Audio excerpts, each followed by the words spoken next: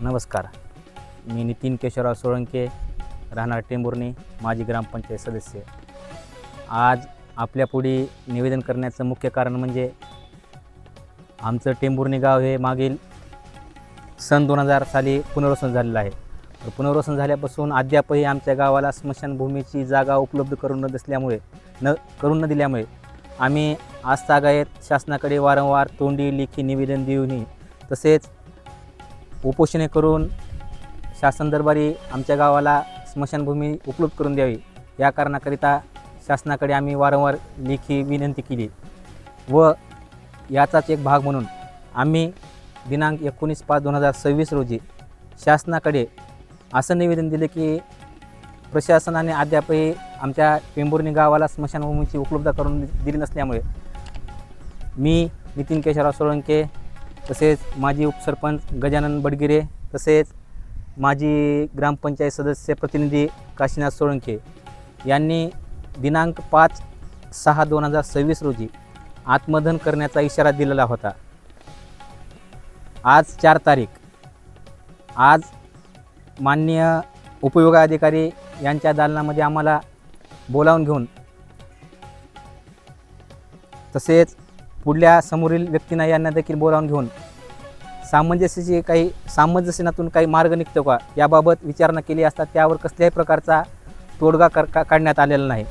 म्हणून आम्हाला उद्या दिनांक 5/6/2026 रोजी आत्मदहन केल्याशिवाय पर्याय नाही आणि आम्हाला या ठिकाणी आवर्जून सांगावं असं वाटतं की भारत हा देश आर्थिक महासत्ता होण्याच्या दिशेने वाटचाल करीत असताना पुनर्वसन गावाला स्मशानभूमी उपलब्ध न करून देणे ही शासनाचं खूप मोठं फेल्युअर आहे. म्हणून आम्ही प्रशासनाच्या विरोधामध्ये व त्यांच्या निष्क्रिय अशा कारभारामुळे उद्या दिनांक 5 जून 2026 रोजी आम्ही 3 जण आत्मदहन करणार आहोत.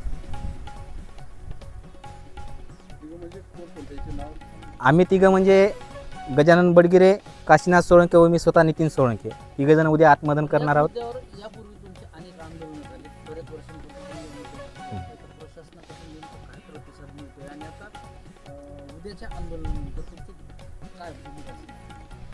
आम्ही याच विषयाच्या अनुषंगाने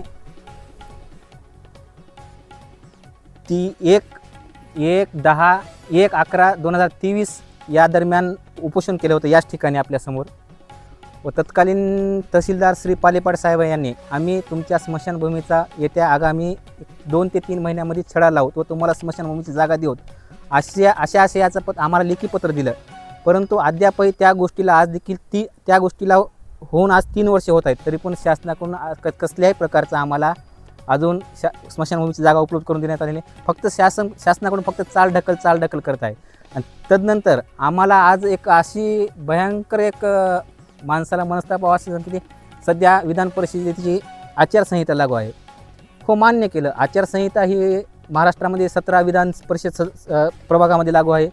याचाच भाग म्हणून काल परवा आपल्या मराठा समाजाचे मुख्य एक समाज नेते 30 तारखेला देखील त्यांनी आंदोलन केलेलं आहे आणि त्यांनी देखील आचारसंहितेच्या ह्याच्यामध्येच आंदोलन केलेलं आहे. शासनाकडून त्यांच्या आंदोलनाला परवानगी दिलेली आहे.